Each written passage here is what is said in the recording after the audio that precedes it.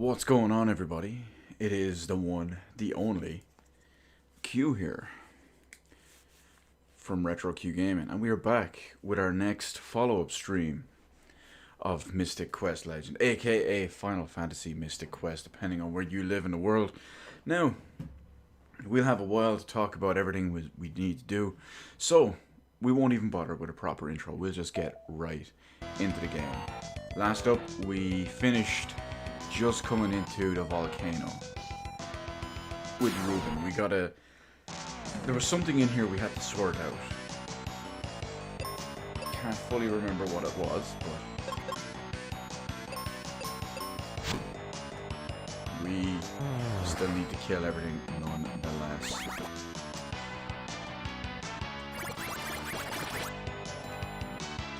I believe...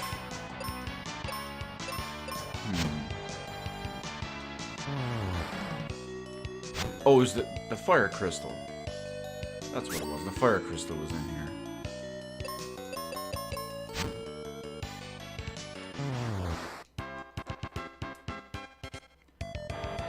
Now, we already do have two of the crystals. We have the water one. And we have the forest one, or the ground one, whatever it was. Sand, I believe.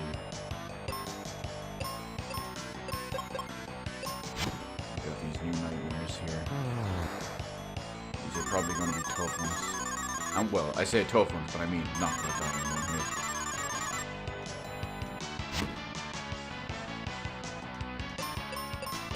I'm sure Ruben can. Yeah, that's a whole other story with his damage. What's our level of XP like? Well, it's not bad. We're going to level very soon.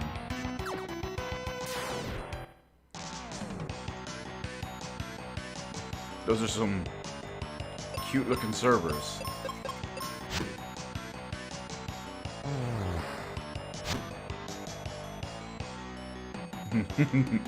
Even hold up that white surrender flag when they're almost done. Poor guys.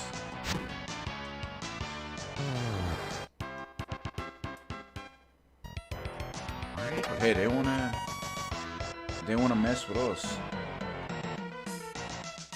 They're gonna get sorted right out. There's a chest inside we're gonna need to get. The chests, of course, are the important ones. They got good stuff. They might have a spell, might have a weapon, might have armor. I think that's really it that could be in there.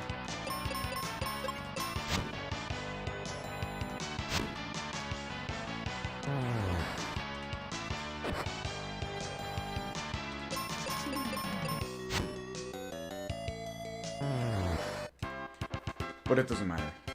We got plenty of time to figure it out. I don't want to kill those yet, because that's clearly going up somewhere. We want to try going inside first.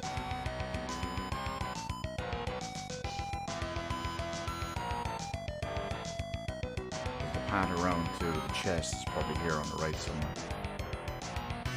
Yeah, here's an indoor dealio.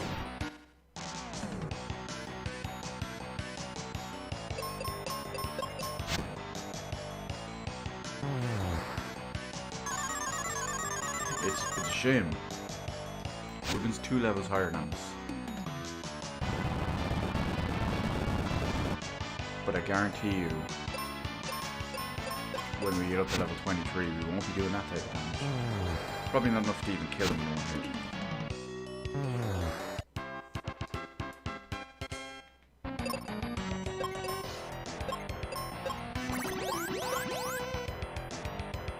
Oh, it's not a full indoor area. Okay. We'll navigate where we can't see. We found white. That's a wizard spell. It's a supercharged ice wizard spell.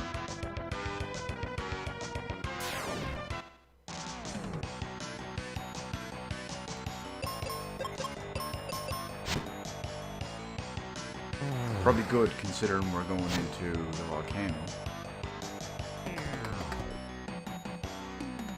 where I imagine we'll have lots more fire enemies.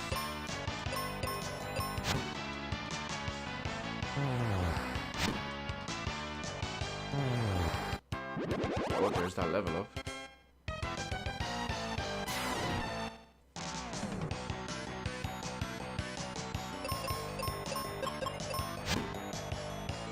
Will it be enough to get us a one shot? No. Not yet.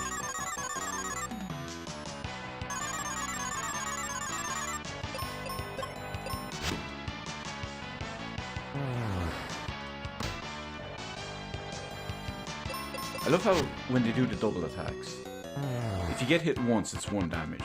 If you get hit twice, it's like 20 to 50 damage. Would it not be 2 damage?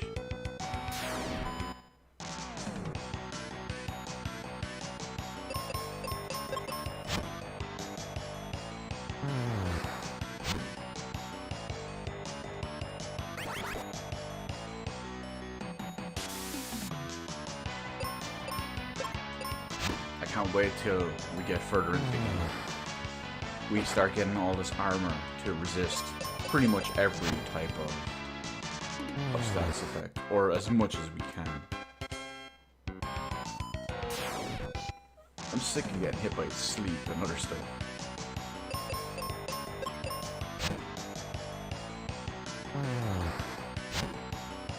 Whiff.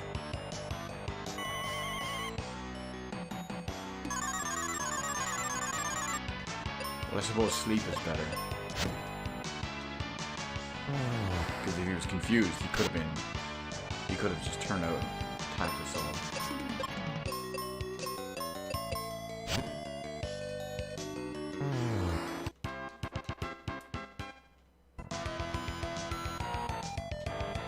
Refreshers, heal potions. Nothing major.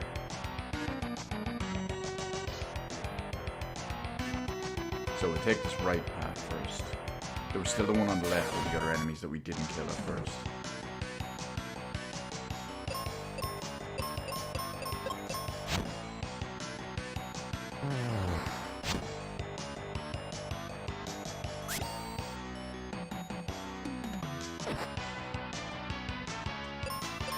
Might have to do another heal soon.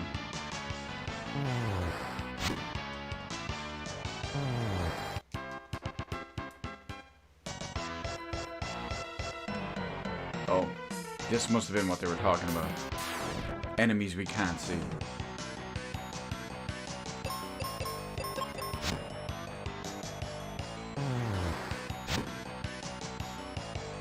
So what was it they said we needed? I think it was a gas mask.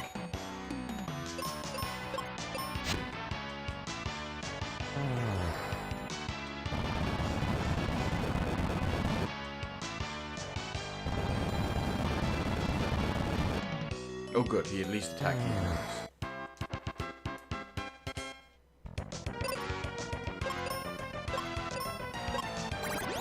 Yeah, we're fairly flying up in the magic department. 3 white, 3 black, 2 wizard. That's doing pretty well, if I do say so myself. I kinda wanna check every space now. Just in case there's enemies. They usually put them in a place where they're unavoidable, like right there.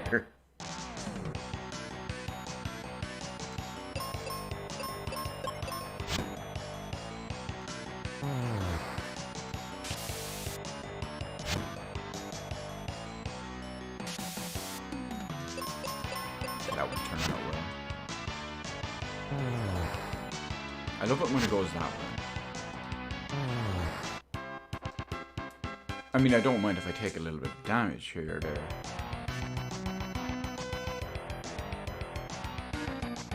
Explosives. Is there a different path we can take? No. So it looks like we're going to have to go back out and go the other way.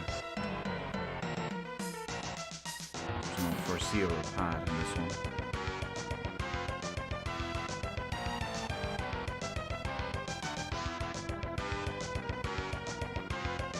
Take a little trip going around.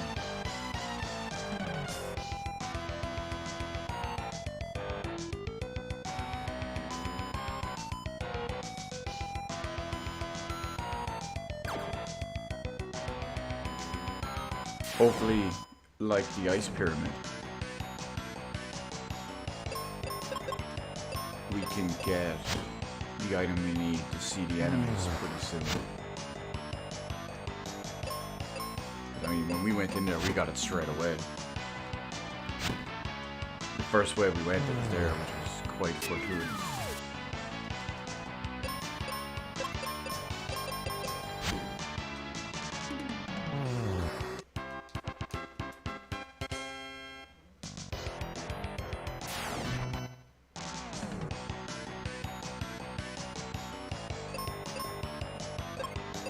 I don't think that would be enough.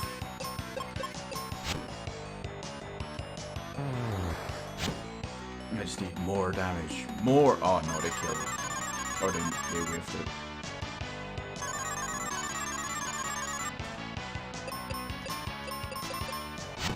But it might work out. We might still be able to kill him one hit. Easy.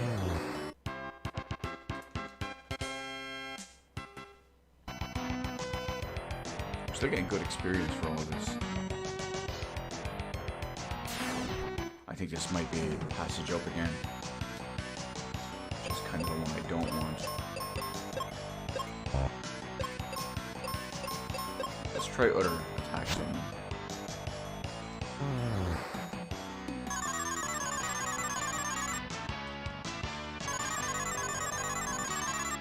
Maybe not.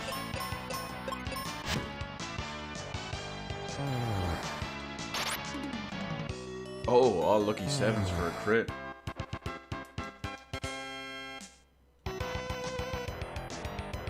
Yeah, that was the way up. Okay, we don't want that one yet.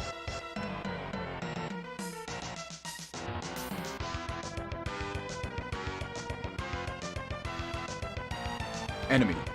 Outside the door. No.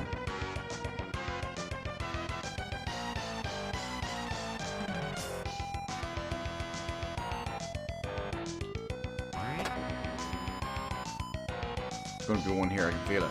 Oh, maybe not.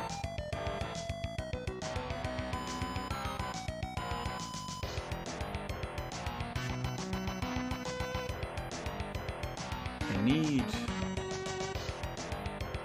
Wow, this place is getting all sorts confusing. And for a second there I was gonna say with no enemies. Which would have been a little confusing. You would think they'd plant them everywhere when you can't see them.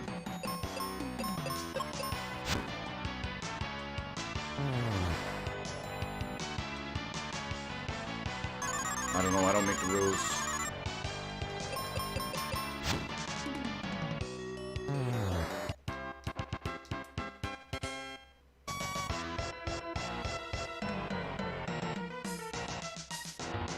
I just question the way to get the mask.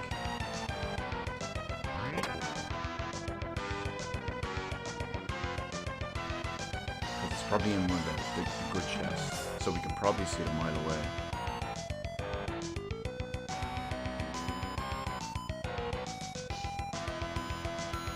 So we made it out of the fog.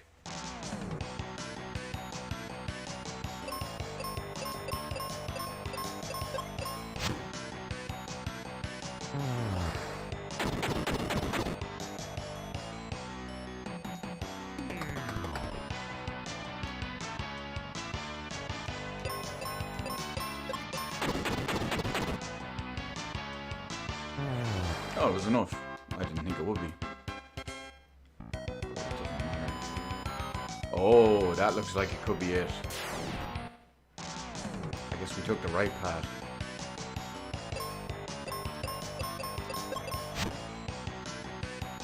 My luck, the Irish is coming in dead handy now, lads.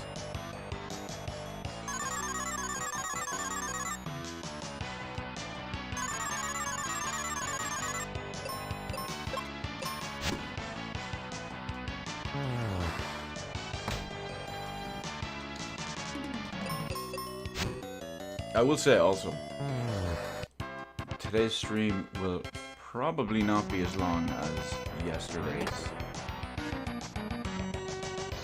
We did started a little bit earlier yesterday for that explicit reason.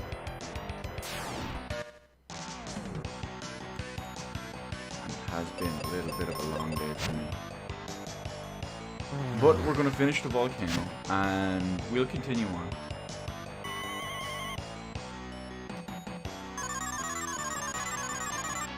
That's the beauty of this game. You can save it kind of wherever you want. And even on top of that, because we're playing on the virtual console, we can just kind of suspend it. Nice one, we got the mask. Gave us that sound of all the enemies being revealed. Well, there's one. We haven't been around there yet.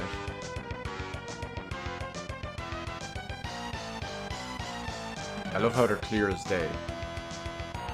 It's not like they're still partially obscured by the fog.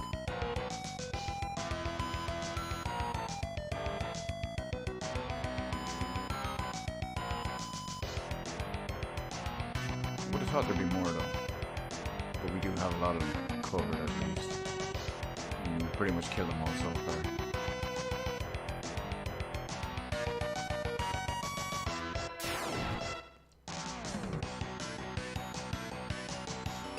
I also would have expected them to be in places where you can't avoid them.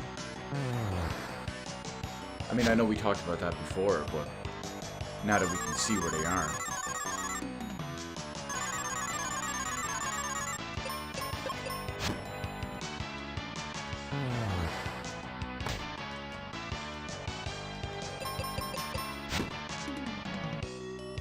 It also especially annoys me when they hit me with a status effect like sleep and it instantly wears off, so I just skip that turn.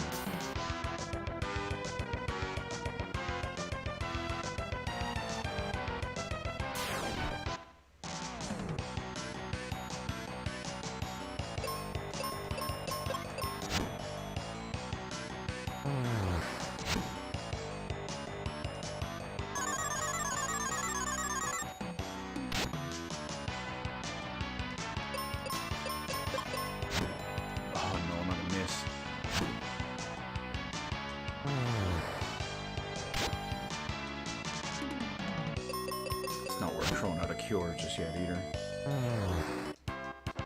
Well, I mean, I could use the potions. I have ridiculous amounts of them.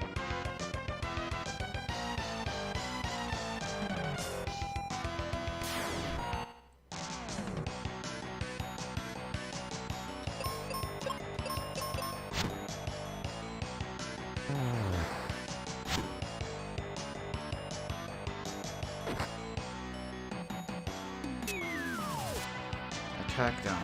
Well, it's not like it's gonna matter. The skeleton's almost dead. Ah. the miss. Made me eat my own words.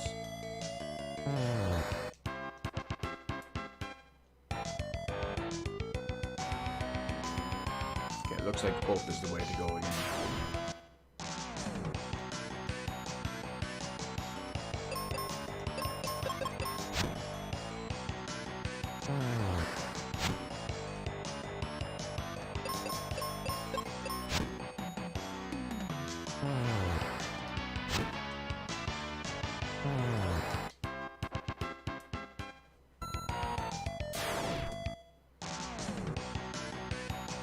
I mean, it would kind of make sense. Go towards the top of the volcano.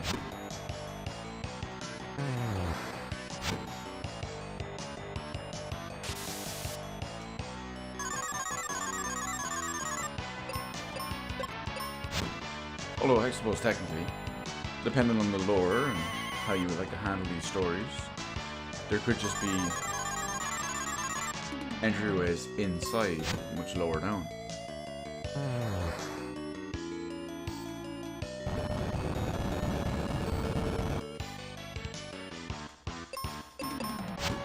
Oh, Ruben. What is you doing, baby?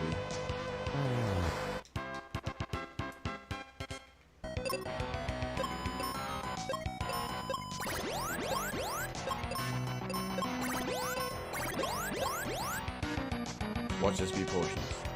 Yes! Potions. Beautiful. Love it. got to give the people what they want.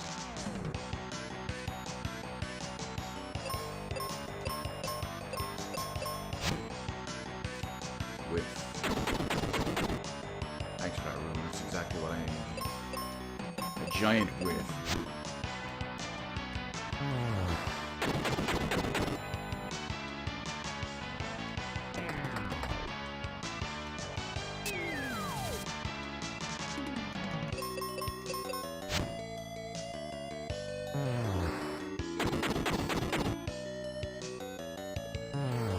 I would say it used more bombs than I would have been happy with, but it's not like it mattered with how many I used and how many I have.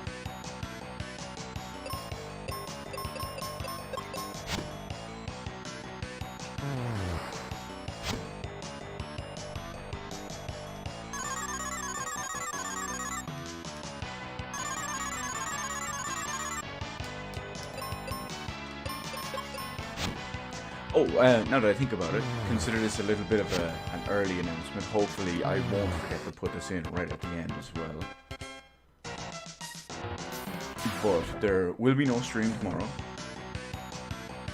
Because there is, I won't call it a new game, but there's another release I want to play tomorrow. I'll likely be able to finish it in one day. It's not a very long game. But Halo 3 ODST releases tomorrow on PC.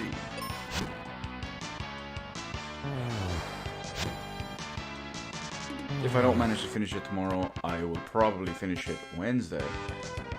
And then we stream this again on maybe Thursday.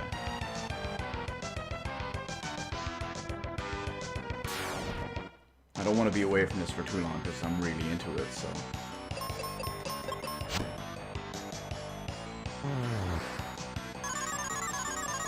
Or a three-headed dog.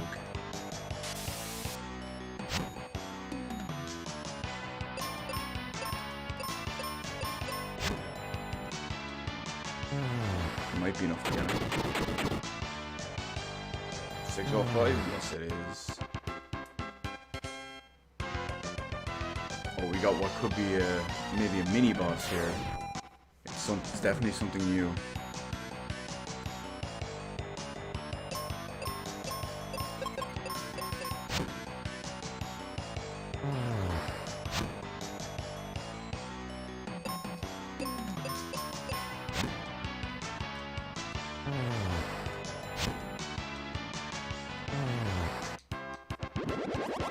Oh, I got a level up too. I didn't even think of that.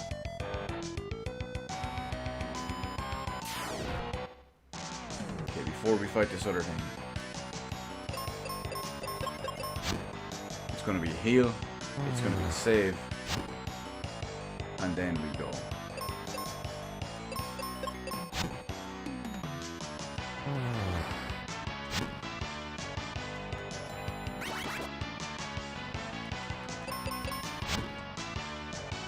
Oh, Ruben, please. Oh no, and with the miss.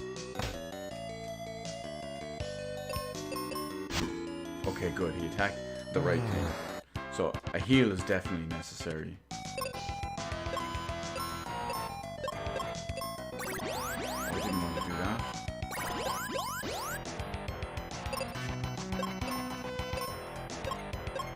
Okay, will we get boss music? We do. We got Medusa. Should we try Blaster with... We'll hit them all with Thunder. See what kind of damage it does. She's strong against Thunder attacks. Oh, 1 damage.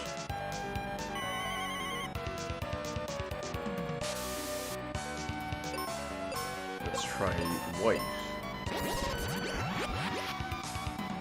Well, that was decent damage. Especially because it would be even more now if I hit her with damage. With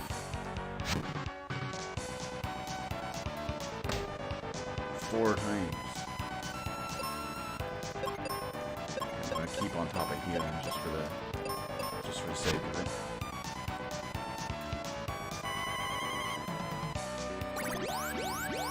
some of her attacks do a lot of damage, so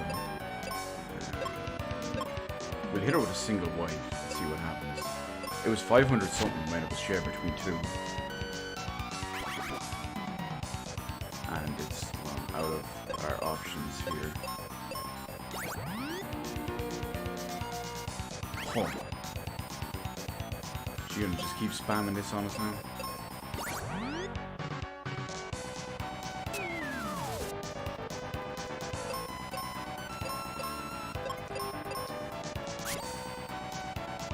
Hopefully it does exceptional damage. Oh, that's what I'm talking about. That is exceptional damage.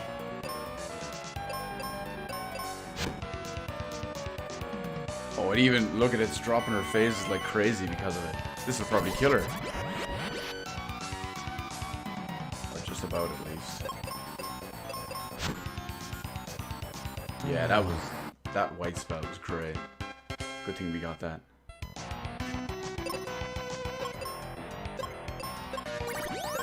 So that's a mini boss of sorts out of the way. Oh no! Oh, that wasn't the full one. Oh, game, you crafty. So now I can go back and heal at least. And get our magic back.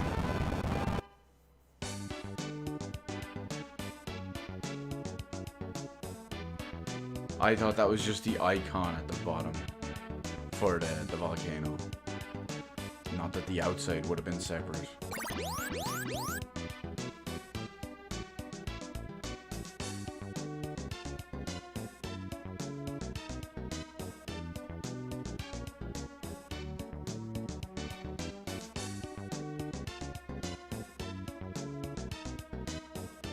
But it still worked out in my favor.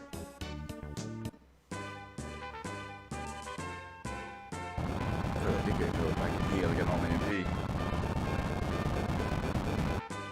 And I noticed there's another battlefield on the right hand side there. Yeah, now we got our lava dome. Let's save again now that we're inside.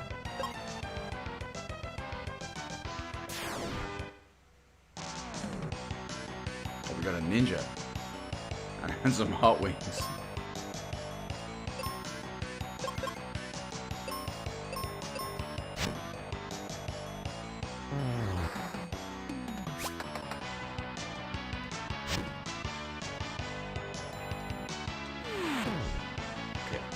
Ruben can still do enough to kill these in one hit.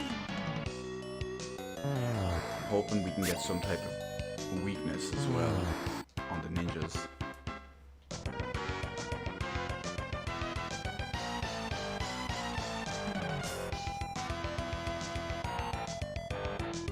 Oh, lots of paths in this place.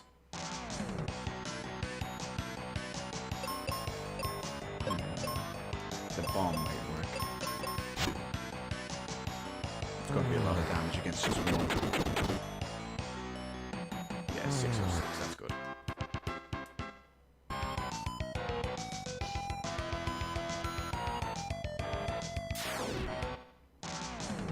Oh, you're vampires. Oh, sorry, fangpires.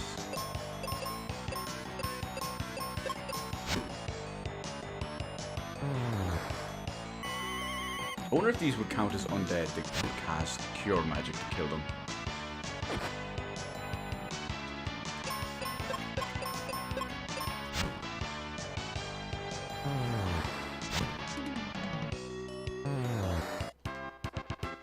They do give good XP though.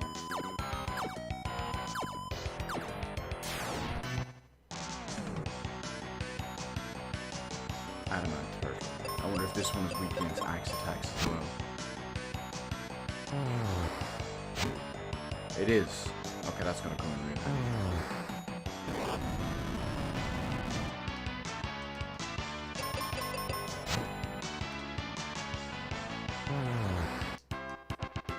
Easy XP. Explosives.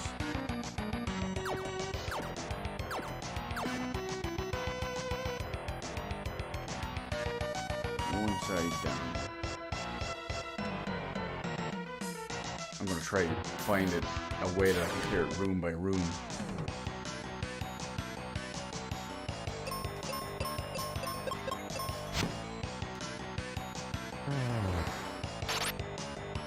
Okay, they're not weak against that anyway. I guess bombs would be the last option. Can't imagine they'd be weak against bombs. Maybe they just have no weakness.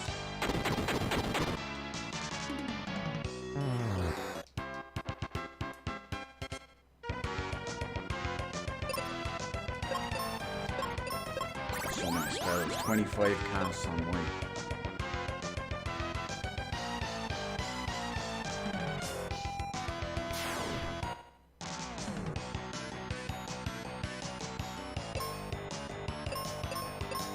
I don't know if these ones attack back with stone attacks like the previous ones did.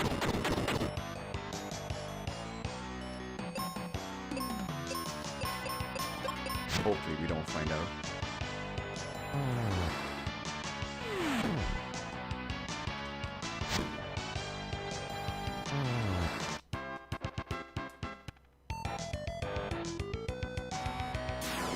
Okay, there has to be something in this room. There's a lot of enemies.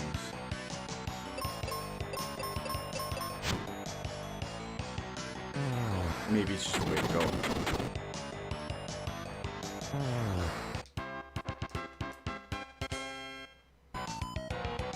Quick look around on the left side here.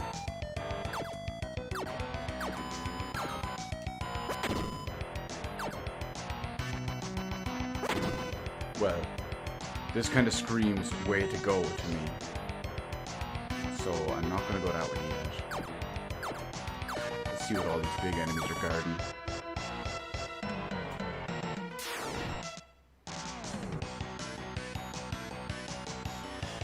How you doing, Paul? It's funny you mentioned that. Let me click over to my other tab here real quick, see if it's finished processing. I have something processing about that as well as we speak. But I'll give you the TLDR version, just to keep it there. So it could potentially, it's a big move. It's a very big move. It is a very big, very high profile move. It is very industry shaking in many ways.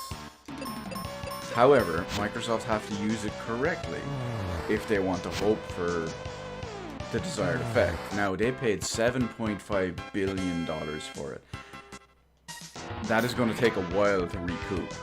That is a long-term play. That is a whole generation play to make that kind of money. Now, to do that, are they going to... They could already be making a mistake, because they've already said that Bethesda games may come to other consoles on a game-by-game, case-by-case basis, which is a big mistake, if you ask me. Microsoft should treat the Bethesda games as what they call exclusives now. Now, that just means PC and Xbox. But with big high-profile games like Elder Scrolls, Starfield, Doom, Dishonored, Fallout, there's a big crossover. There's a reason for, if it was to only come to Xbox and PC, of course, there would be a reason for people to buy Xbox again. But if they're going to start putting all their games on everything else, it's going to be a problem, and the value instantly goes down. But at the same time, if they were to put them on something else, when they're selling their millions and millions of copies on PlayStation 5 for years and years and years, because the Xbox has flopped, which it will, and there's no question about that if you ask me, they're still getting all their money in their licensing fees. So it's a weird one. I mean, the deal's not expected to go through until the second half of the financial year 2021, and obviously games take a long time to make. So we have to wait and see how it all plays out. But the fact that they've announced right off the bat excluding the existing contracts for stuff like Deathloop and Tokyo Ghostwire or Ghostwire Tokyo, excluding the existing ones already, the fact that they already announced that there's stuff probably coming to other consoles on a case-by-case basis, that's an awful signifier from the get-go.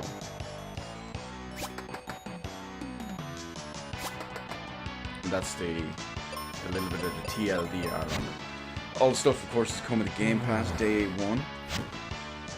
Not important to me, but it's always nice to be comprehensive and list as much information as possible.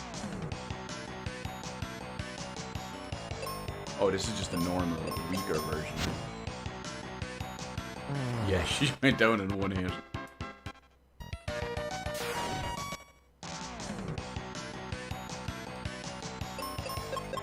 But of course, you also have to remember, they say case-by-case basis, and we'll agree to this and that and the other. Microsoft have not just Microsoft, Sony as well, but they're not involved in this one, obviously. There is a history of lies in all of this, so you have to take everything with a grain of salt. Never believe what any of these companies tell you or say.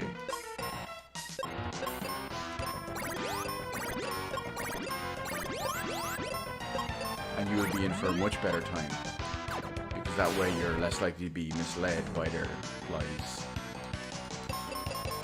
But hey, look at it this way. Now that Obsidian and the Fallout IP of Bethesda are all under the Microsoft banner, we may get Fallout New Vegas 2, created by Obsidian.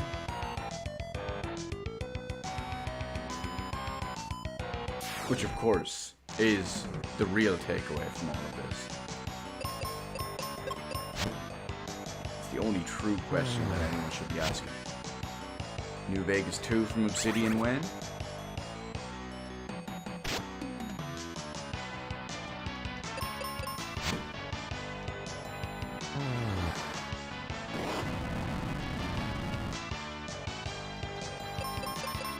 And realistically,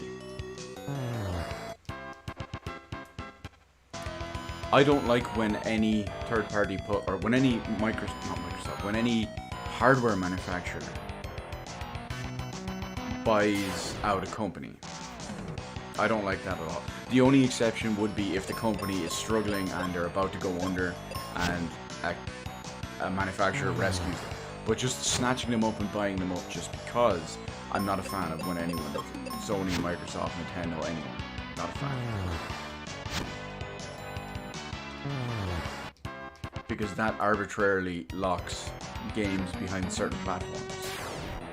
Like, for example, if this whole situation was reversed, and if this was Sony buying Bethesda, or buying ZeniMax, you can be 100% sure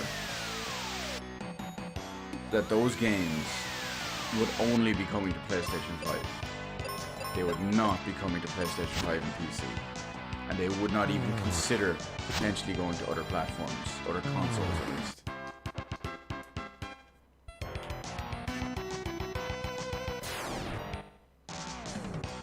Is that another boss guy we have down there? Let me check my other tab. Yeah, it's not finished processing yet. At least they have 2,300 staff to finish Halo Infinite. Put it this way, Paul, I'm going to give you a sneak peek into the video that I haven't even published just yet, okay? Look at it this way. Forget the 2,300 people that they could use to finally finish the abomination that was Halo. Forget that, right? They now have first-person shooter specialists. They have ID Software. They have Machine Games. To a lesser extent, they have Arcane Studios. They have studios like that. They also have stuff like the ID Tech engine. Now, I doubt they're gonna, dump the Slipspace engine, but maybe we get a spin-off made in that. Or maybe something different. Well, there's a switch here. It looks like it's gonna open that big door, so I guess it's a good thing we took this path first. But you get the idea. Okay, good, the door's open. So you get the idea. There's there's still big potential there as well. I mean, think of it this way, okay? You have whoever it is, 343 Industries, failing to make Halo and doing whatever it is they do. In the meantime, maybe, just maybe, ID Software, maybe they're tasked with making something equivalent to Halo 3 ODST, which is out tomorrow on PC and I will be playing. But maybe they need another spin-off. Could you imagine a Halo first-person, well, obviously first-person shooter, Halo game in that engine, made by those people? That makes me all happy. Now, I'm not saying it's gonna happen, I'm not saying it's what they should do, but the potential is there, just like Fallout New Vegas 2 and Obsidian. They can mix and match all these devs, they can work with all of this. You can have ones do primarily, you can have ones just supported in other ways.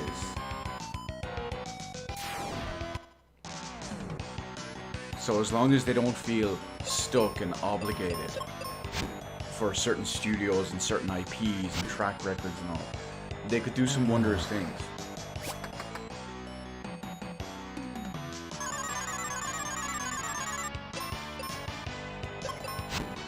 I will also say that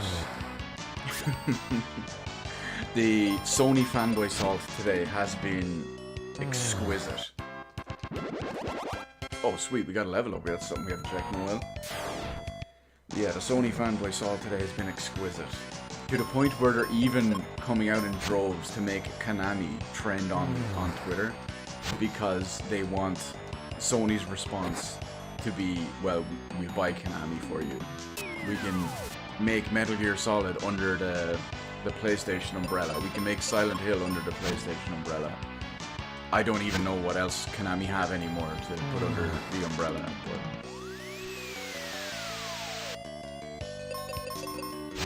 But again, that would be another example of things I would hate.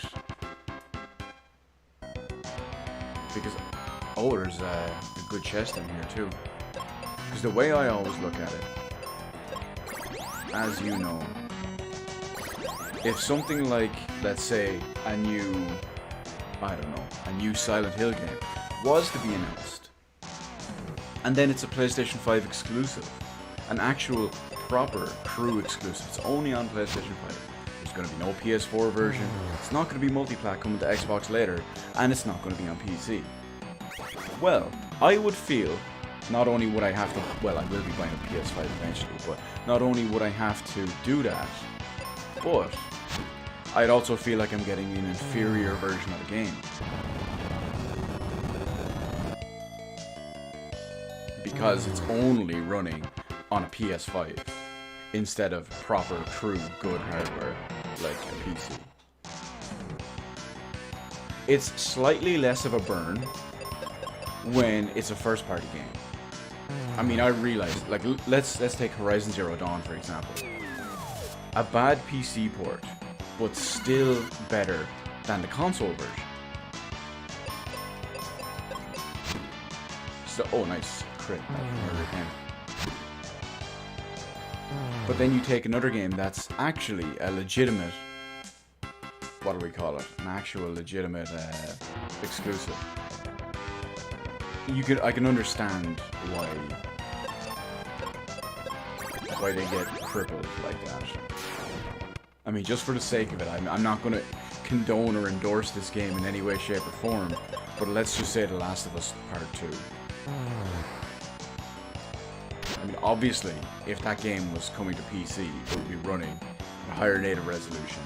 It would be running at a higher frame rate, it would have higher quality.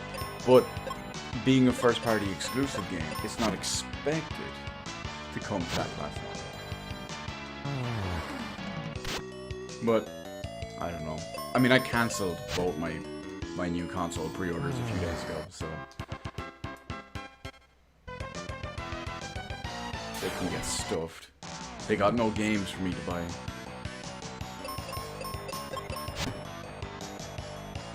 Against my better judgment, I will pick up an Xbox One. No, an Xbox One. See, because of all this naming, even I'm getting it wrong sometimes. And you know me. I'm a leader of men here. Higher quality individual. PC elitist, as some may say. Oh, the moon helm. So that's it. We got a complete second tier armor. Phil needs to promote some staff from ZeniMax to take roles at Xbox. Yeah, oh, to be honest, Phil Spencer needs to go. Aaron Greenberg needs to go as well, as I agree with what you said there. But I also think Phil Spencer needs to go. Phil Spencer is a massive liar. He's been a detriment to the company in many ways. He has been a bit of a credit, I will say, thanks to Phil and running the Xbox into the ground, as well as Don Matrick, both running the Xbox into the ground. I have been able to get PC versions, aka better versions, of all of these games. But here is one, this is the one I always point to, about Phil's lies and why he needs to go as well. Not only did he run the Xbox into the ground so much that they needed to put their games on PC as well. I guarantee you, if they were winning that generation, those games would not be on PC. But go back and start at maybe it's 2015. Might be 2016 because we're in 2020 now, so a couple of years. But every single year, Google something like Phil Spencer E3 lineup. You'll see the same things he says every year. Biggest lineup, best lineup, exclusive lineup, all this stuff. He says the same thing every year. Nothing changes. There are no true proper exclusives. The ones that do come out are low tier trash. It's ridiculous. Phil needs to get gone as well. Aaron also needs to get gone. He's head of PR, and he handles every PR situation so poorly. He needs to be gone too. Okay, at least we have this little wing taken care of. This one is covered.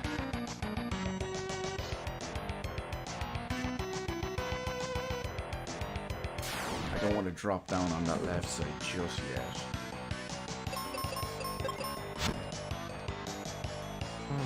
Well, I think you debated me into giving out all the details of my video.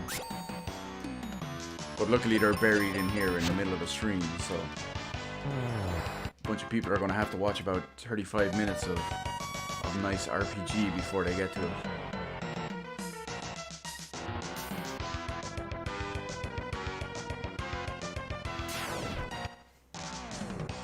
Okay, I think we're getting on track with where to go. We're cleaning it up. We're narrowing down everywhere.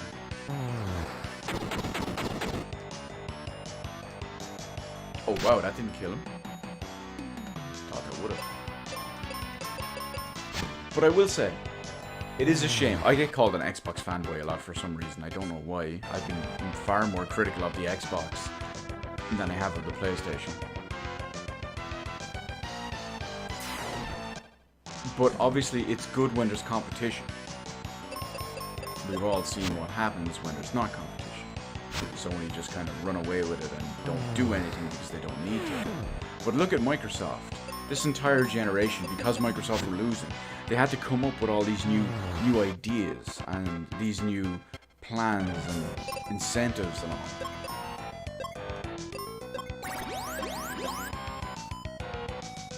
But I can say with about 98% certainty that Microsoft are going to get trounced this generation as well.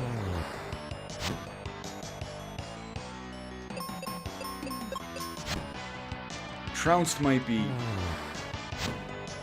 a strong word.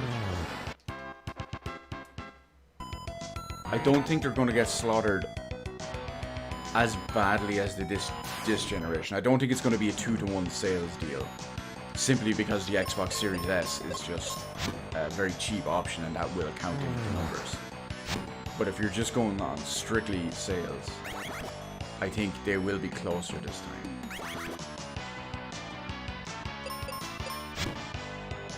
Oh, Ruben, please stop murdering yourself.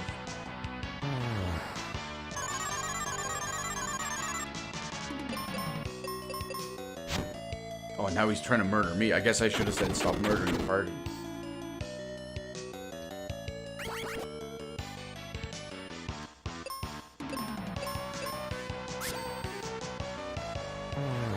Okay. We pulled it back. You know what they do need to do? Get rid of Todd Howard. I hate that guy.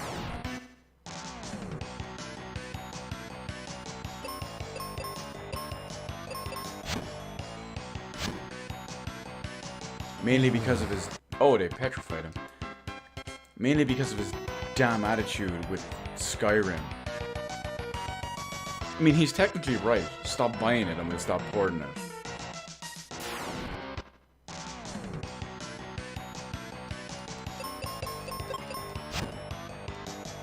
I have only bought... I'm going to call it 1.5 copies of Skyrim. I bought it on the 360. Because that was in the roughly 2-year period where I didn't have a gaming PC. My previous one had died. And I hadn't got around to building a new one yet. But then I picked up a copy of Skyrim on Steam during a sale, dirt cheap. Which of course gave me the special edition for free. I've never bought the special edition on consoles. Why would I? And of course, I'm not buying it on the Switch. Because as we all know, winners don't play Switch ports.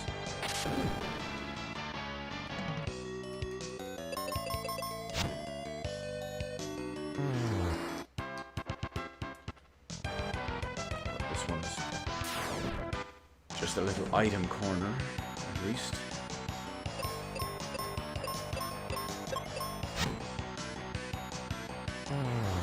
So it looks like the Medusa can counter you with Petrified Touch if your physical attack doesn't kill her.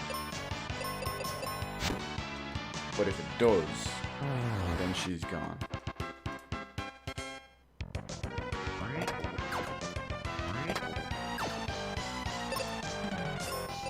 Oh, 99 potions.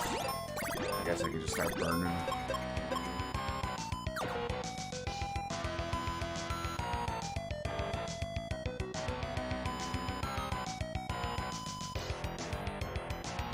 To do a video about the life and quick death of the Xbox One X and its tragic wasted potential, and does it clearly indicate that future Xbox consoles are destined for extinction? Well, I don't think that the Xbox One X is a specific example of that, because there's nothing specific about the Xbox One X that caused it to fail. It was all underlying problems from the Xbox One. The only thing you could potentially make an argument for is that since the Xbox One X was the most powerful console of the 4 of that generation, it still wasn't enough. It's not like you were getting a complete revolutionary generational jump, basically. You were just playing the same games ever so slightly better. You're playing it with a slightly higher you're playing it with a higher native resolution, but you were still playing them with ultra low quality textures and ultra low quality effects. So, with the exception of the native resolution, it was basically indistinguishable. Most games didn't benefit from it properly to give you a... It's not like games were getting a 30 to 60 FPS mode the entire time. So I still think many of the failings were down to the original Xbox One. And yeah, I mean, the Xbox One X was, discontinued in, 3 years? That's pretty poor. That's some Sega tier stuff.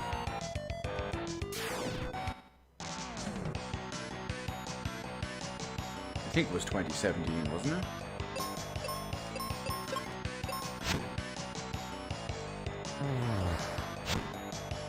But see, again, when I was saying that it's all stuff that stems from Microsoft and the Xbox One in general, not only were you not getting the biggest benefit for something that's billed as the most powerful console in the world, you weren't properly seeing it. I mean, it was the most powerful console in the world, but it was still laughably out-of-date PC, if you will. It was that bad. But a lot of the big problems you were seeing were Microsoft policies for the entire Xbox One family. Which is why I was saying it stems from kind of original Xbox issues. Or original Xbox One issues.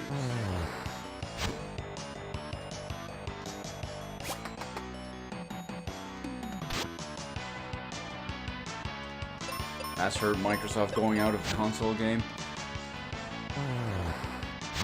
I made a prediction a couple of weeks ago that by maybe 2025, maybe 2027, basically the end of this coming generation, or at least before, sometime towards the later end of this coming generation, that Microsoft would likely pull out of console hardware, dedicated console hardware. Maybe they'll offer streaming boxes or something like that, or, you know, for xCloud and of course PC games and all too. They'll probably, I can't even say probably go third-party multi-platform. I mean, they already do that if you ask me. They'll just include a couple more games in there. But that was before the Xbox Series S. Now I realize that Microsoft are likely losing a lot of money on each Xbox Series S. But because of the price and the perceived value, it could potentially get a lot of boxes into a lot of homes. I guarantee you the Xbox Series S to Xbox Series L ratio for sales is going to be like 20 to 1.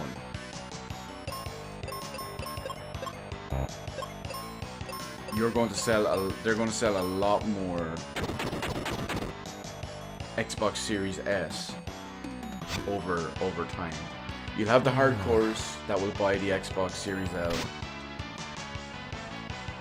Like myself, whenever I do pick up a next-gen Xbox, it will be a more powerful one.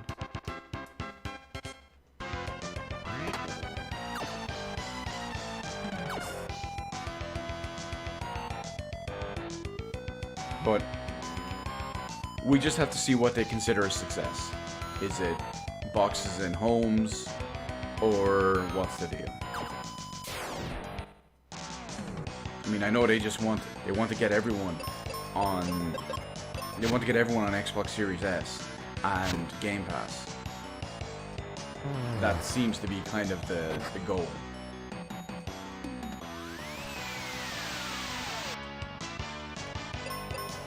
Now, I don't know how that's going to be winning in the long run, but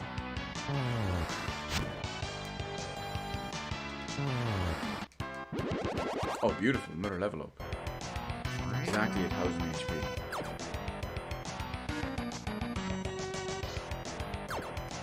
This dungeon is pretty complex. Lots of enemies. And we still have completely different sides of it and all to look through.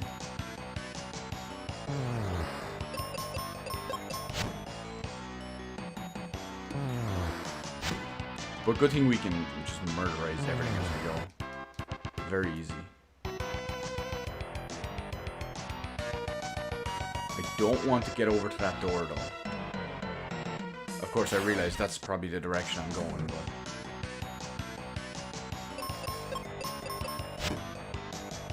if it is, then I'll just go back and I'll go to the other side. See what's over there. There's probably at least one more good thing. We did get a helmet, so we did get another piece of armor. So be it another weapon, another spell, another piece of armor maybe. I doubt we get two pieces of armor in the same one, but you get the idea.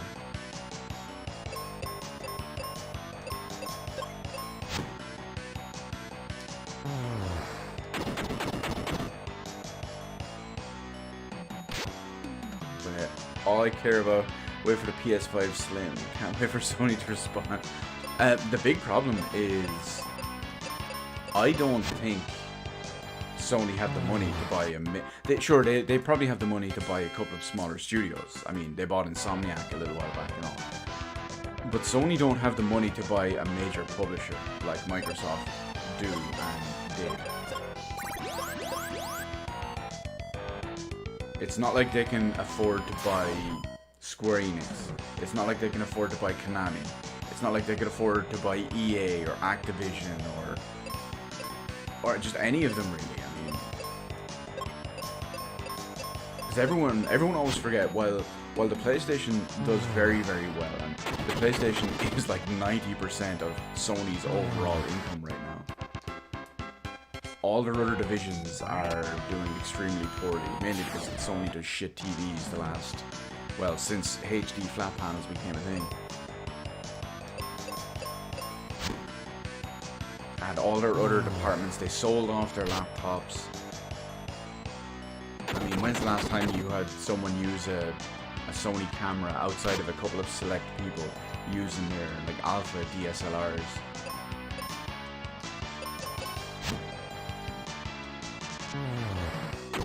A lot of their non-PlayStation business is being subsidized by the PlayStation, and obviously that has to come at an expense, because that means that PlayStation money, all of it, can't just go straight back into PlayStation. It has to pay all the other people, and all the other departments, and all the other manufacturers and all as well. So given the fact you're waiting for a PS5 Slim, I assume you likely don't plan on buying one within the next couple of years. Maybe 3+ years. Because we all know it's going to be a while before they even consider a PS5 Slim. Especially because of the heat. That's one of the reasons why the PS5 is so big, because of the heat and the cooling.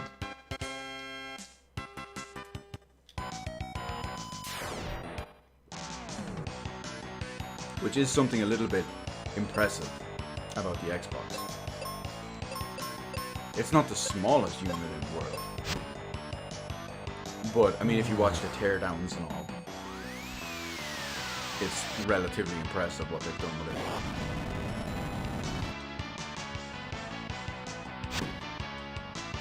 I mean, I will say, I hate the look of the PlayStation 5.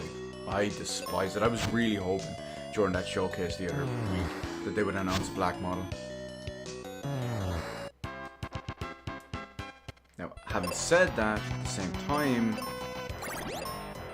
I'm not even going to be able to see my PlayStation 5 whenever I do get one, because it will be hidden behind a PC monitor.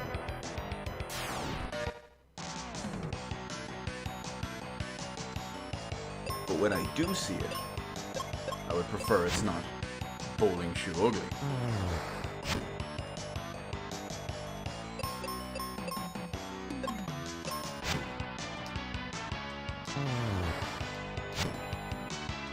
But I don't know, I'm just going to get the disc-based version. I'm not going to worry about upgrading the storage for two reasons. One, I don't plan on having too many games for it, and at least they won't be installed too many at the same time. And with the price of a compatible SSD, they're very expensive, and I just don't see it being worthwhile. I mean, you're probably looking at around €500. The price of the console, give or take, just to double the storage.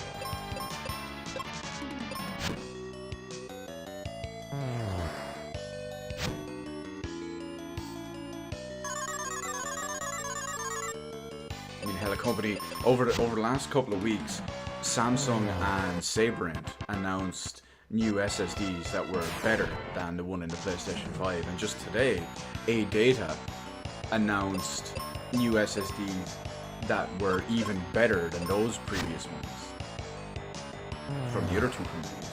So they're obviously very expensive.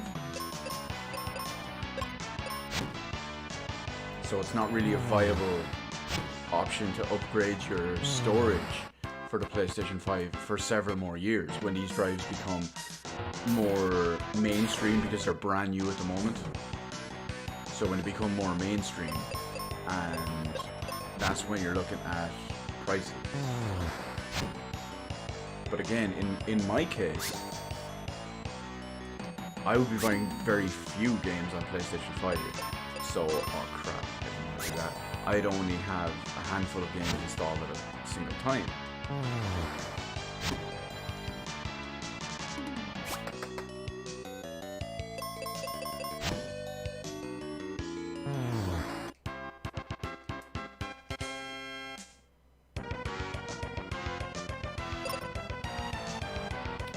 History doesn't bode well for how Xbox nurtures its actors. I was really worried about that as well.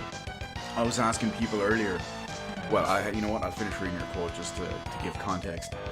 But with how they nurture their acquisitions, Rare is a shell of what it used to be. Ryan's misleading of cross-gen tells me the PS5 is not worth buying anytime soon. Yeah, that. So I was asking someone earlier because I was worried about how Microsoft would potentially run these studios into the ground, these new ones that they have. I was asking someone to make a new version of the meme. It's the one with all the open doors and the signs on the doors and whatnot, and the blood trail, and you have the Grim Reaper going from one room to the next, and you'd have all the studios that Microsoft acquired and subsequently ran into the ground. Rare, for example, you had Lionhead, there's a couple of other ones too. But I was asking people to do that and then just put like ZeniMax or Bethesda on the next door. They didn't get around to it, but you get the idea. And as for, yeah, Jim Ryan, everyone is, I will say this, I am very proud to see that a lot of people are giving Jim Ryan shit, and even a lot of Sony fanboys are finally waking up to his bullshit. Also, what the hell was up with this room? Why is this here if I can't do anything here?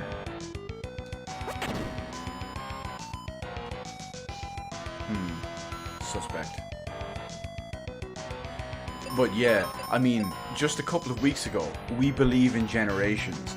We have no plans to backport our next-gen games. And then they just come out and say this. I mean, you can believe all their lies and stuff if you want. Not you specifically, but just anyone. When they even came out and defended it and just said, oh, Horizon 2 is built from the ground up for PlayStation 5. That doesn't make sense. That literally doesn't make sense, because if it was built from the ground up, then it would not be able to run because of design choices that Mark Cerny went on and on and on about, and limitations, and went on and on and on about during his sleep-inducing ASMR tech talk. They just should not be physically able to run on the console. But yet, here they are. Now, I will say this, okay, Spider-Man, Miles Morales, I believe that one could easily run on be downported to run on the PlayStation 4. Because at the end of the day, that one was basically an enhanced version. They took Spider-Man on the PS4 and they basically enhanced it to run on the PS5. So, given the fact that what its original basis was and all, it would just require some tweaking and a little bit of extras and a little bit of refinement and all. That should easily be able to work on there without saying, you know, design limitations and holding stuff back and all, because essentially it's just a remastered or enhanced PS4 game. But Horizon, on the other hand, you cannot say Horizon is the same as Spider-Man. Clearly, it is a cross-generational game. It has factored into its design choices the PlayStation 4 hardware. And I think anyone believes it otherwise is an absolute liar. Or is gullible and believes their lies. But yeah, you're dead right. I mean, let me put it this way, Paul, right? I'm going to give you an example. I pre-ordered a PlayStation 5 about a year ago. That's right, I pre-ordered it last year because GameStop were like that. They let you pre-order anything here as soon as it even has a sniff to it existing.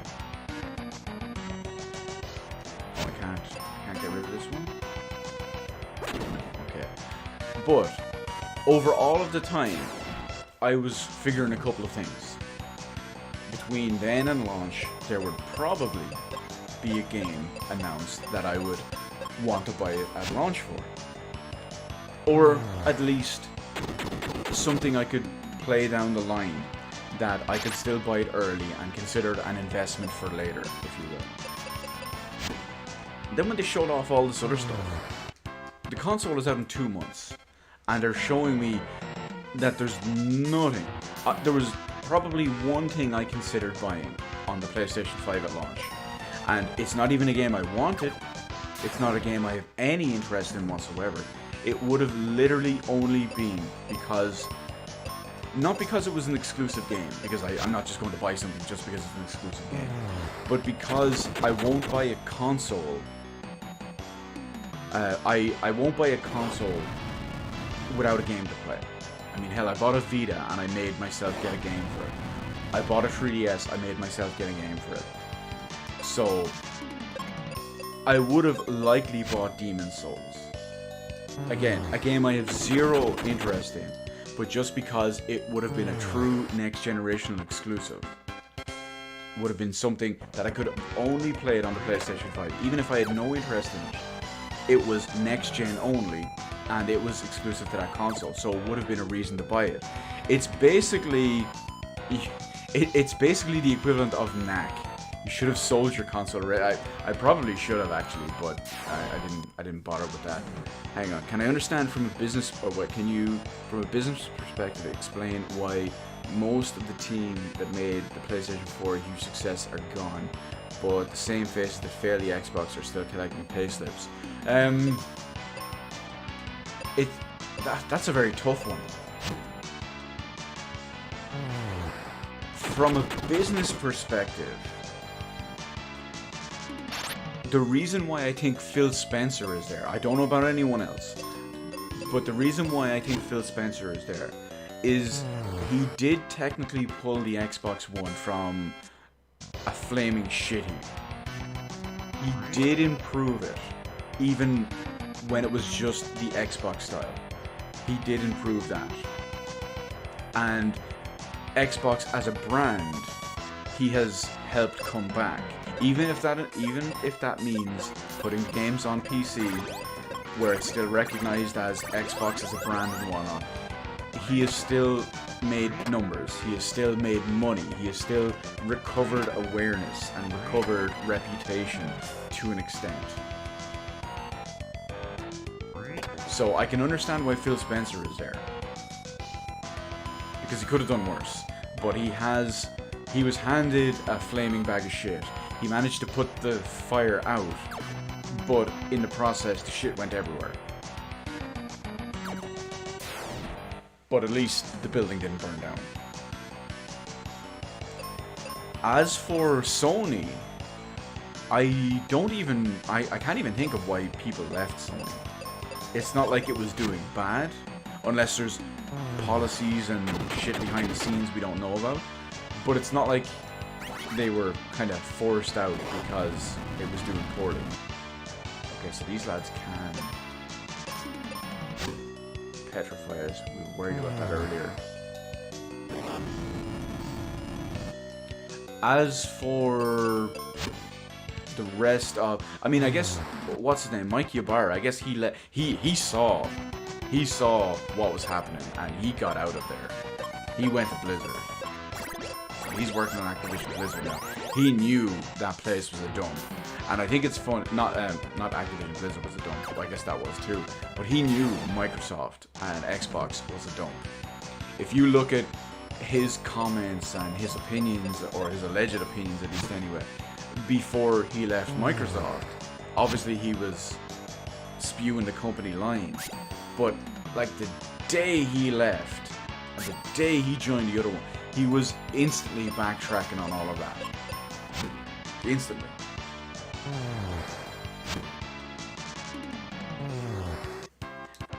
As far as Aaron Greenberg goes, he's just a generic marketing executive.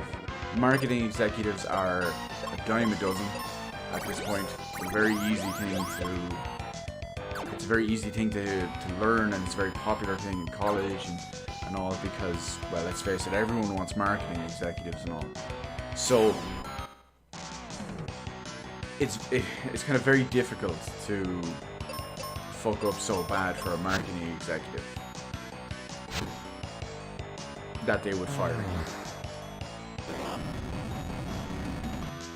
But as far as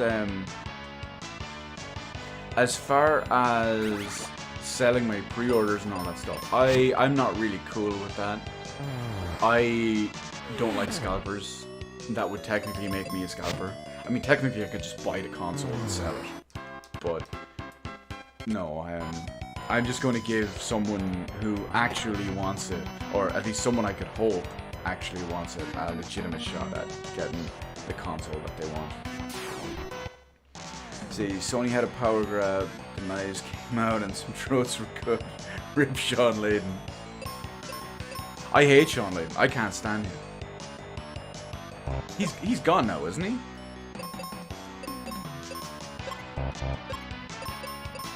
I'm pretty sure he left. Yeah. And then they appointed that, like, Herman Hulst or whatever, Helmut, Sir Darth Helmet or whatever his name is. I'm pretty sure he took over that position, didn't he? I know Shuhei Yoshida is still there. Kaz Hirai is gone, if I remember right.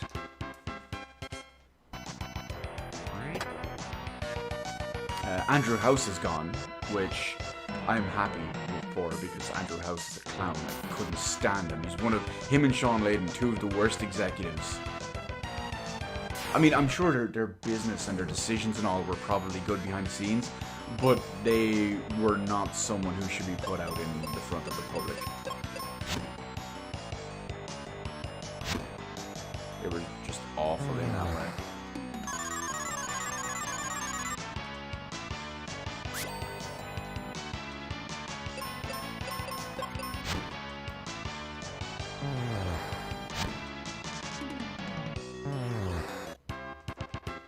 Also, this dungeon is technically taking much longer than I expected. But I suppose it is because it was broken into the lava dome and the volcano.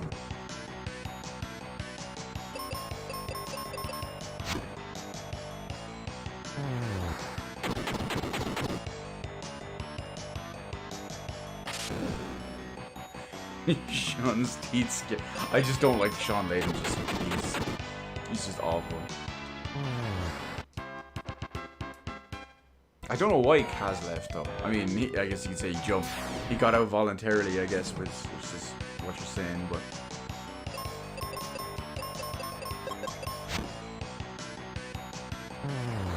it's a weird one.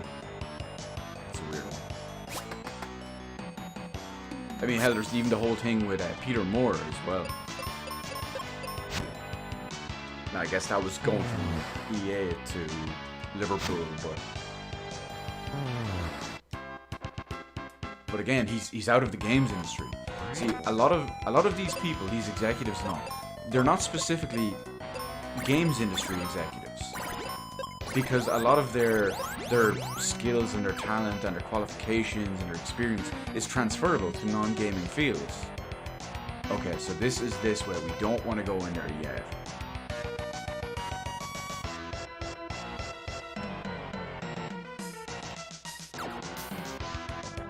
So now we have to go and check everywhere else and then eventually come back this way.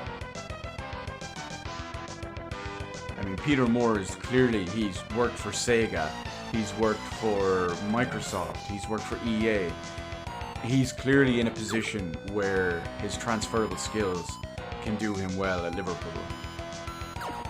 And I feel like a lot of these executives, they just happen to be working in games. Oh, I think we were already down here, were we? Yeah.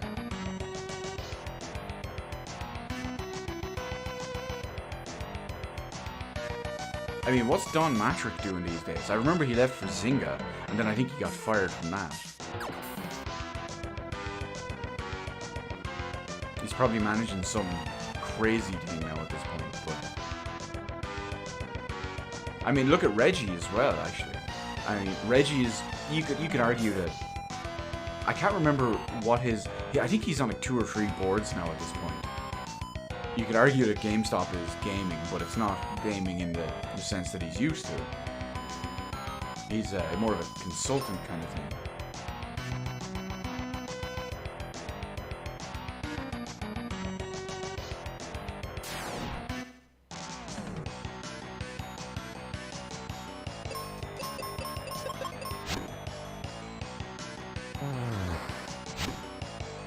I don't know, I feel like, unfortunately, I become more and more disconnected from modern gaming as time goes by. Which is a shame. Not something I would want to be completely disconnected from. Wait a minute. This is one continuous passage. Okay, so that's good. We can go back and clear out the other sides. I think we've already been in here, haven't we? Yeah, we have. Oh, I need to clear the blindness before I forget. Oh wow, we both have the same HP. Although I am 3 levels higher.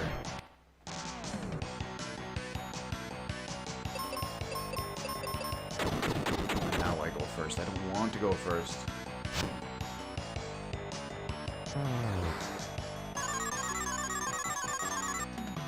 I don't know. There's so much going on in gaming lately. It all disheartens me so much. Which is such a shame because it's my favorite hobby. It has been for decades.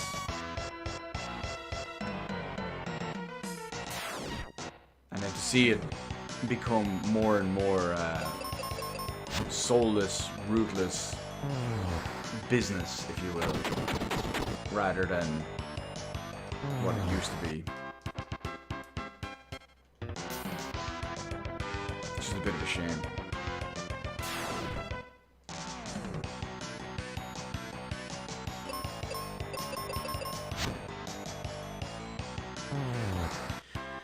But there's nothing I can do about it. Other than remain aware, remain critical, stick to my principles, the usual stuff.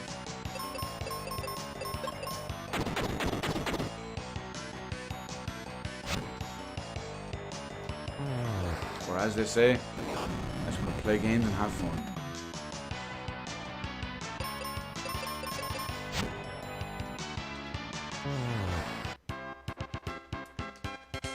Magic's still alive. Well, yeah, there is the whole rumor of not just Microsoft. There's all the companies with their alleged ninjas. Let's see, being PC fan, console disconnection. Sound like Dr. Manhattan not care. You know, it's funny you mentioned that, and that specific comparison that you just made. I've made that one before. Did I make it on stream before? I may have made it on stream before or in a video before. Is that where you're picking that one up, or are we just, you know, two peas in a pod kind of deal? I could go with either. I could see either of them happen.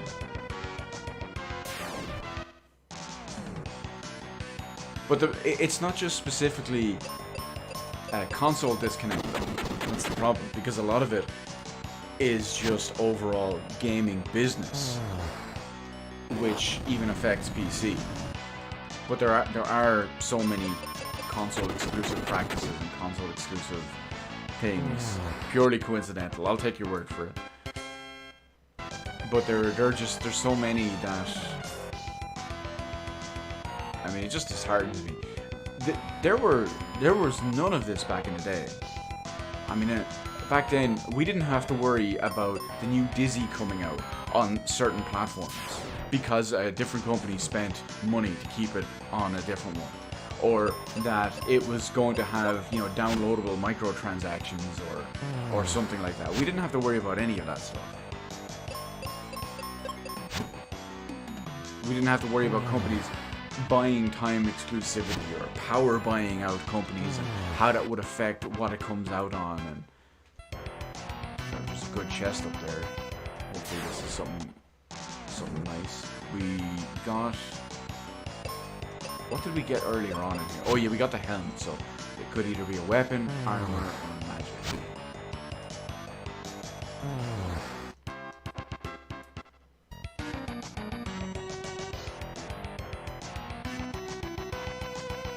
But that's it. There's not much we can do about it. But hey, I guess that's why I make videos. I can stay critical. I can voice my opinion on how unhappy some of it makes me. See my favorite hobby get destroyed like this.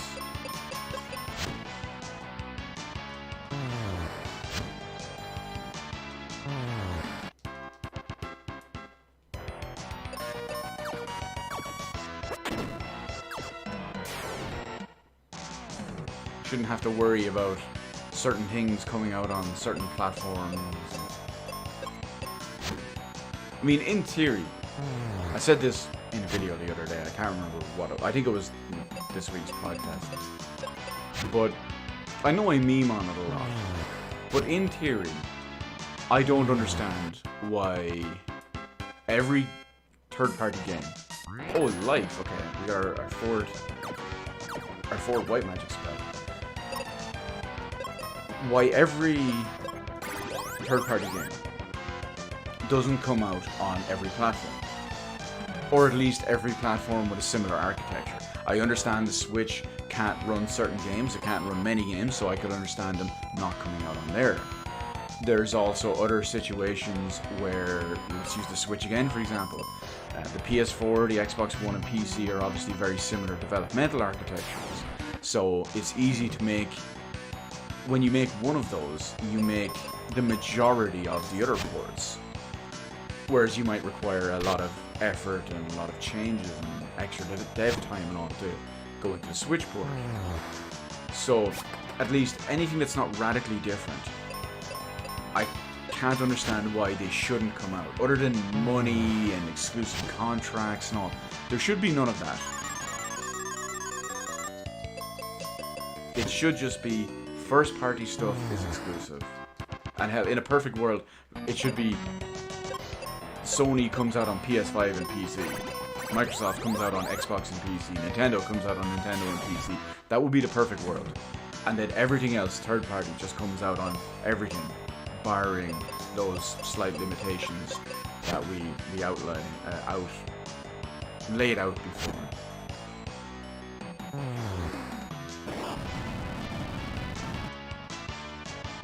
In theory, that's how it should go.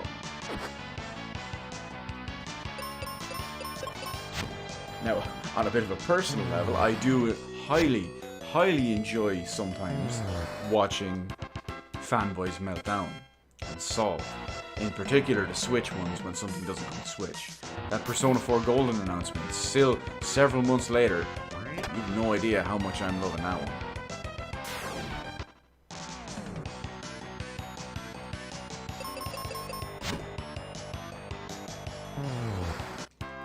Okay, I think we've finally completed this dungeon, so I think we just now need to go back and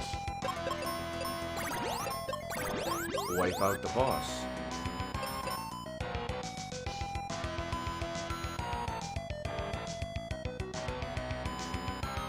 Am I interested in the 4K Switch? I don't think the 4K Switch is ever going to exist. I know there's all the talk of an upgraded model and a Switch Pro and all of this stuff, and there's the rumors that the developer or Nintendo were asking developers to do like a 4K mode or something like that. I don't believe any of it. I think I meant to go in that other door there a minute ago. It is entirely possible. We could see the big problem is that an upgraded Switch has a very, very finite cap of what it can boost up to. Because it still has to be based on the Tegra series.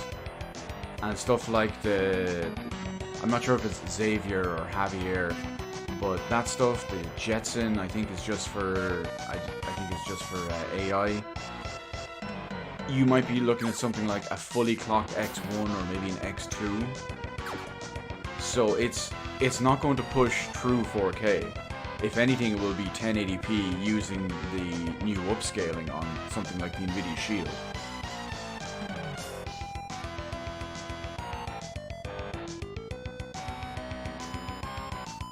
And again, coupled with that extra little bit of power and all as well, it's not going to be enough to be radically different.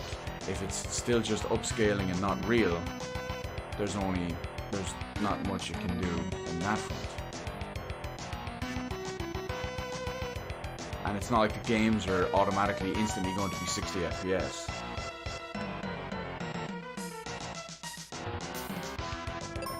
So it's just all over the place, really.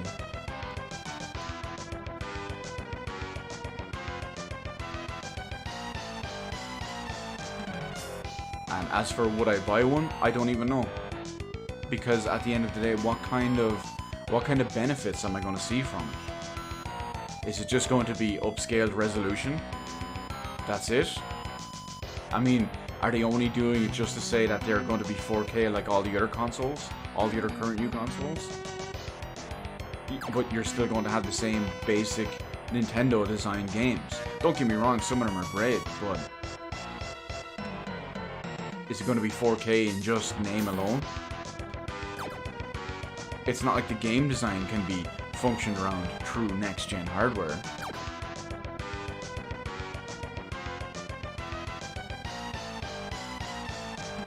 So it's just a mess. Okay, we should have a boss fight now, hopefully. Oh, maybe not even yet. I thought this was going to be the boss. It's probably in this room, but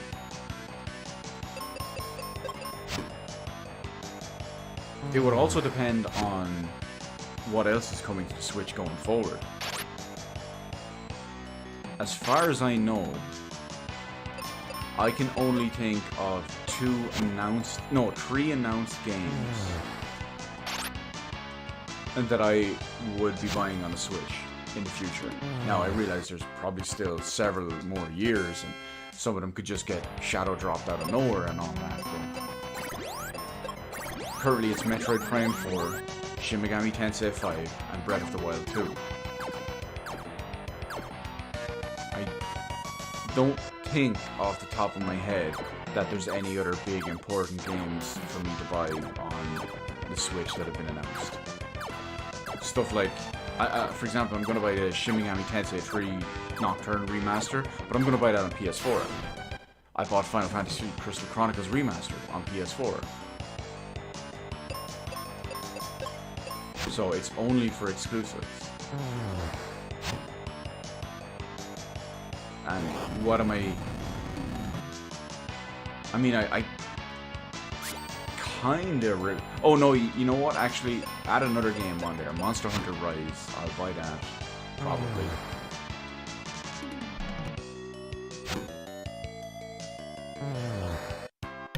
But I'm not expecting much from Monster Hunter Rise.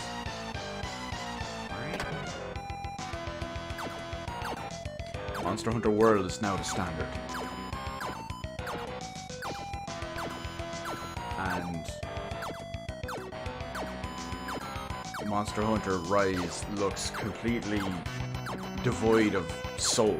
It's just an empty game because it's a Switch game.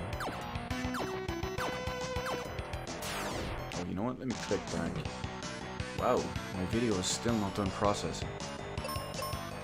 Too strong for YouTube.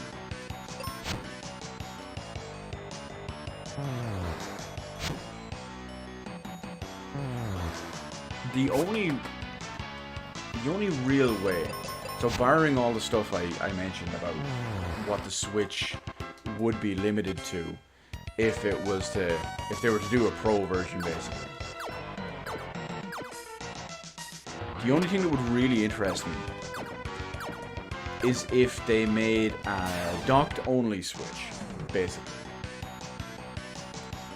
It didn't, let's just call it, let's say it's just a little box. Let's say it looks like a regular console. There's no screen on it, there's nothing to undock, there's nothing to dock. It's just a regular little box with the outputs and the hardware inside and all as well.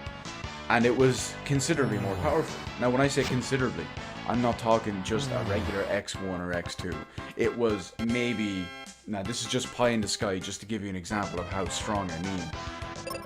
It's maybe PS4 Pro tier, or something along those lines. Then I would be somewhat interested in it. Okay, we got a boss fight here. We got a big double-headed fire dragon. It's the end of the line for you. The dual-head Hydra. Well, we can probably blast this guy with white.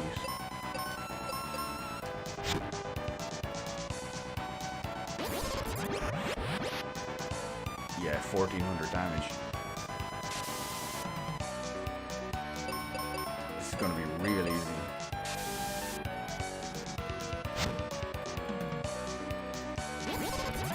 This will probably put him under 50%. Oh, maybe not, but we still have a couple more.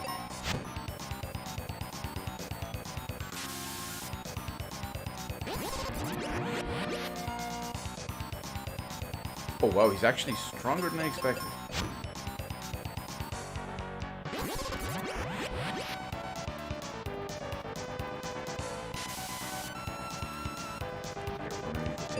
For a second and heal. Oh, he got an attack in first. Oh, that was close.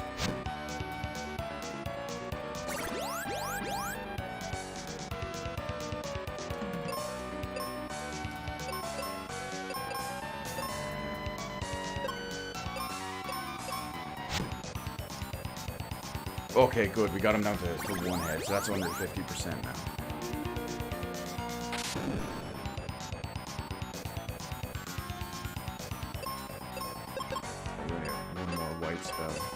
Although I'm sure he's probably weak against regular Blizzard too.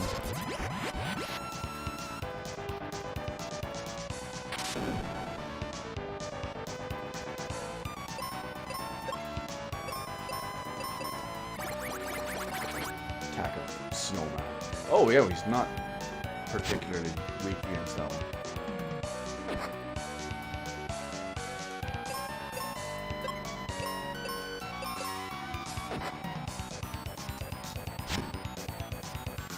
Well, we can still just kind of zerg him down. Oh good, he's down to under 25%, so he's almost dead. A couple more attacks.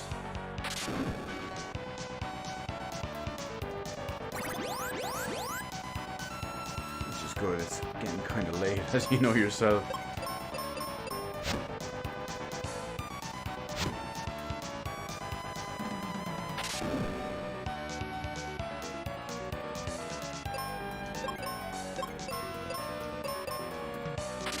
Shouldn't kill me. Okay, good. It's close, but...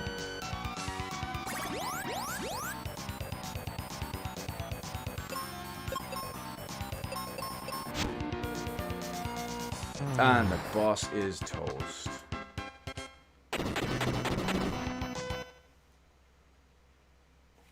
We got ourselves a fire crystal. That's our third one. We got the earth crystal. Water crystal. Now we got the fire crystal.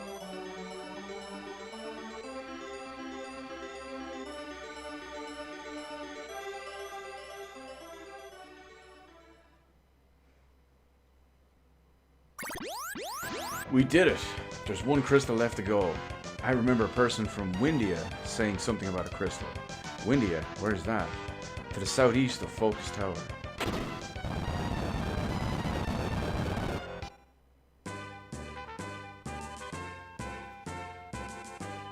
Caused the volcano to erupt.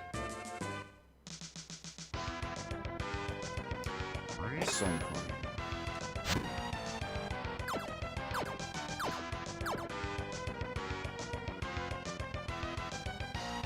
Good, that's another way to pass through the focus tower. Probably allow us down to the southeast. You know what? We can clear out 10 more battlefields. This would be nice and easy.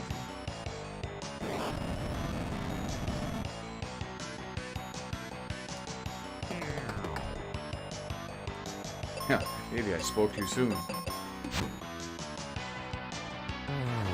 We almost get murderized in the first one.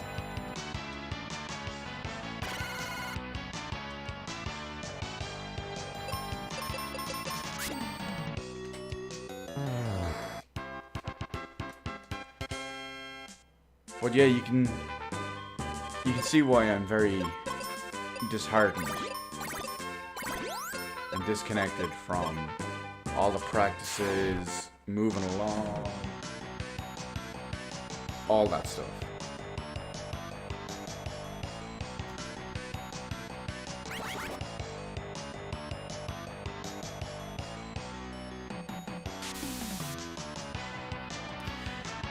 Got a bit worried there for a second. Thought there was a little crash, but just a slight buffer.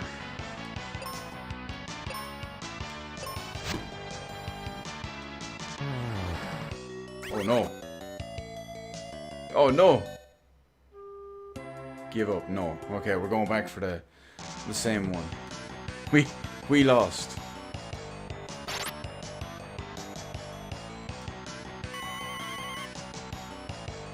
Okay, that's looking better though.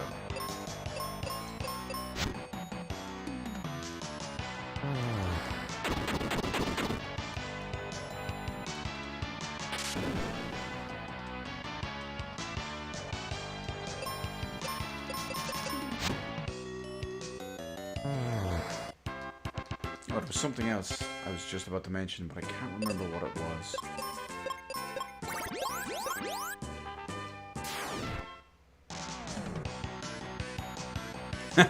Goonies never said die. Oh, there's a film I haven't seen in forever.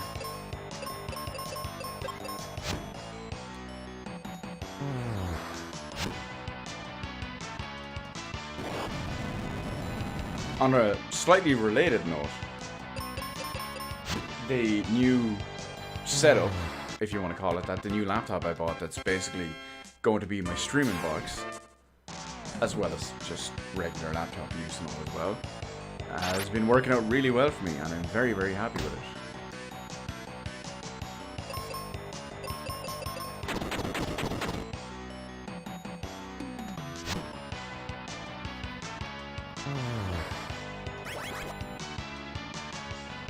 Oh no, petrified. I mean, it can handle my old capture card perfectly. There's very little additional software and all on it. I basically just installed usual drivers and all that kind of stuff. So it's handling this perfectly. Obviously, it's not from a spec wise, it's miles ahead of it in spec. But just the fact that it's working perfectly and properly is really, really appealing to me. And it can even handle my new capture card that I bought with as well. Of course it's not an Apple Mac, Paul. What do you take me for? Come on. Of course it's not an Apple Mac. I have standards, I have taste, I have quality. I'm not wasting my money on a Mac. I can't be seen using an Apple product.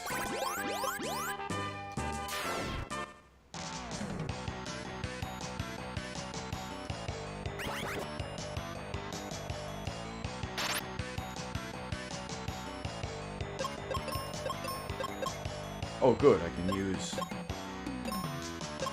this again. I guess after we killed the boss, it replenished our magic.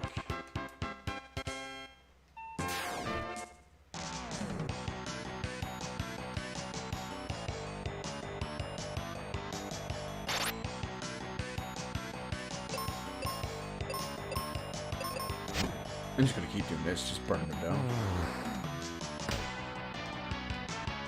No, I got an Asus Republic of Gamers Zephyrus.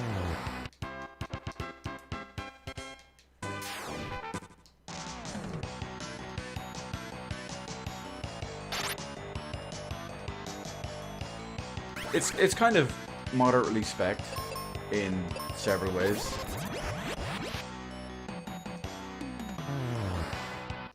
But more than I need, and to the point where it can even run the new capture card I bought. That's why I lined the spec up so I could make sure it could work with it. So it works with the new 4K 60 external capture card that I wanted. So it works with that. And I actually, just for the sake of convenience and all as well, that capture card also records directly to an SD card. And for convenience, I just bought said SD card yesterday. It should be here tomorrow. I got the notification for it. Just for convenience sake. You need one of the high-end ones, because obviously it wants to record 4K 60. It needs a very high-speed card. So I have a 256 gig one of those coming tomorrow. I probably won't need it just yet, but it's there for the future. And again, convenience. So we didn't get anything special from that, but I want to go to the focus tower. Can I get into that door from here?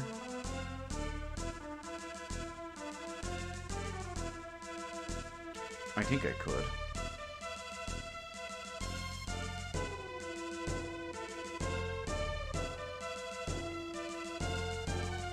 No, I have to go around the other way.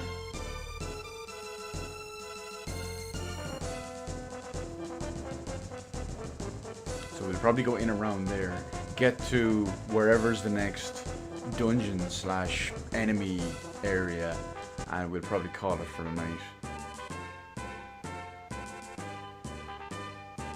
I hope it's you know what, funny enough, I'm actually one of the people that doesn't like SanDisk. It is a SanDisk card. It's a SanDisk Extreme Pro. SDXC SanDisk Extreme Pro Class 10 UHS 3 V30 card. I am not a fan of SanDisk, mainly because when they were first becoming a brand a long time ago, and I hold grudges, as you know, I had, not just me, but myself and a lot of people I knew had very, very bad experiences with them. And, like, well, as I said, I hold grudges like a madman, so...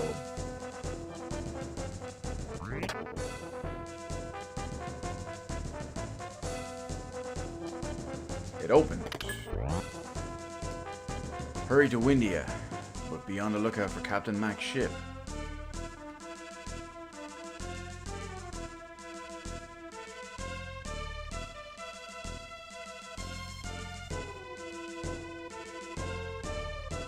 But it's just a convenience thing anyway for me.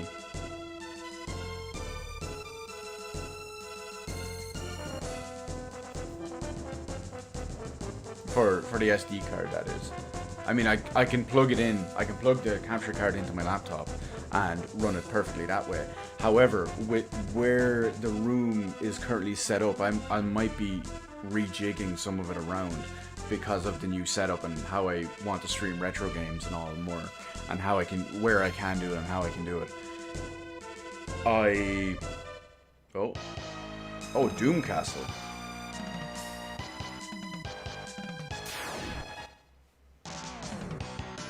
Okay, we got some big boys here now.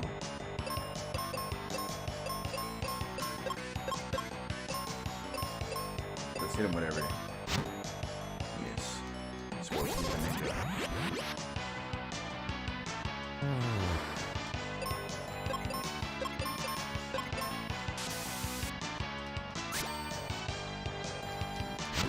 But it's just a convenience thing. That way I can connect up the capture card over by the Xbox and the PlayStation, which would in theory transfer forward to where I'll be using the Xbox and PlayStation next gen whenever that happens. And I can just leave it there and plug it directly in, put the SD card in, and away we go. Oh, nice one, we got a new spell, Arrow.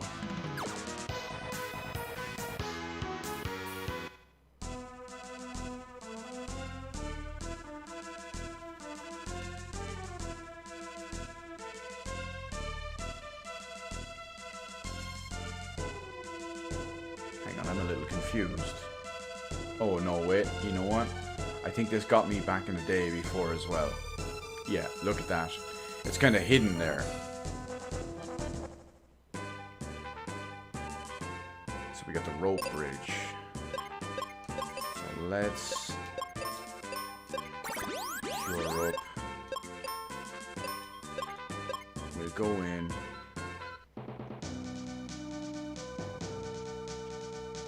Oh. Gotcha. Step back, Retro, and leave this filthy monster to me.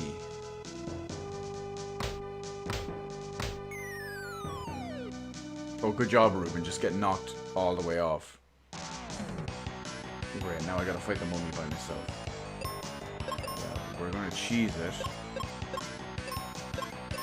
Hit him with life. And watch as that kills him instantly.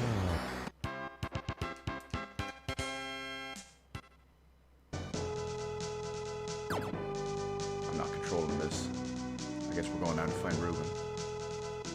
Ruben! I'm alright. Keep going and I'll catch up.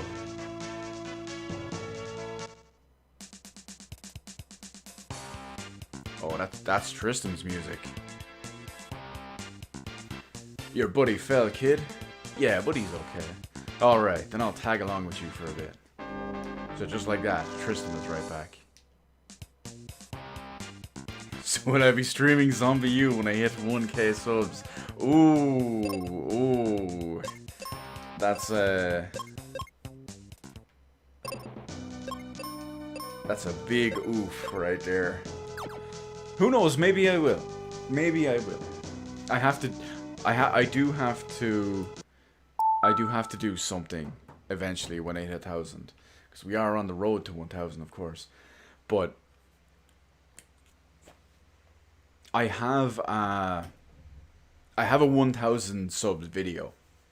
It's already made, it's already edited, it's already uploaded, it's already processed. It's just unlisted until we hit it, and then I publish it. So when I do hit that 1,000, I will publish that, and I won't spoil it, but I will say in that video, I do mention that I will eventually do something for 1,000 subs. I don't know what it's going to be, and I don't know when it's going to be. Of course, I've been using all this time to think up maybe something fancy and all too in the meantime, but well, we have to see. We have to wait. Only time will tell. Who knows? Maybe I could play Zombie U. I'm currently sitting on the Wii U right now. That's where we're playing this, for example. But it could potentially happen. Who knows? Who knows? If the demand is there, well, hopefully it's not, because it's Zombie U on the Wii U. Although probably the #1 game to take advantage of the gamepad and use it in the best possible way. So, I mean, I know you agree with me on that one. I've seen as much. So at least we're good there too. You know what? Let me just, before we end up here. Oh, my video is processed. I will publish that. So that video about Microsoft and Bethesda is gone live. But I will leave that there for tonight. That is going to be the end of this one. Part 5. I will not be streaming tomorrow because we have Halo ODST on PC. I will be playing that pretty much all evening tomorrow. But we will likely be back on Wednesday. Possibly Thursday, because I don't know if I'll finish Halo all in one night. But this one will be continuing on. Before we bounce out of here, of course, naturally, I want to thank everyone. Stopped in, had a quick look, all the usual stuff anyway. Raffle my Ray-Bans. I'll get a signed I'll sign the Ray-Bans and I'll raffle them off. Who knows? But anyway, as always, I want to thank everyone for coming out, joining me, shooting shit with me, especially you, Paul. It's always a good time seeing you here. You've been one of the longer people around, and I appreciate that for everything, of course. Anyway, for whatever it is, whenever it is, wherever it is, and whyever it is, be it a stream, video, or whatever, I'll see everyone next time. Peace out, everyone.